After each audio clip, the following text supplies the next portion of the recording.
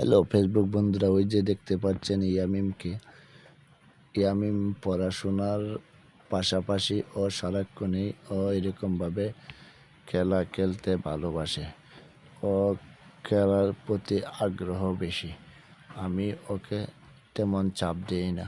আপনারা অনেকেই অনেক কমেন্ট করে বলেছেন আমি ওকে চাপ দিতে কম, কিন্তু হ্যাঁ, আমি আপনাদের কথা মতো ওকে আমি এখন খুবই চাপ কম দিচ্ছি। কিন্তু সে তার মন মতো সে সারাক্ষণই খেলছে। সে ফুটবল খেলে না, ক্রিকেট খেলে না, সারাক্ষণই এই খেলা নিয়ে ব্যস্ত থাকে।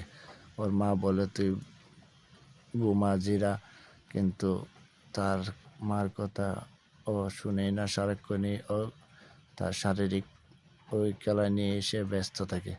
তার জন্য আপনারা দোয়া করবেন।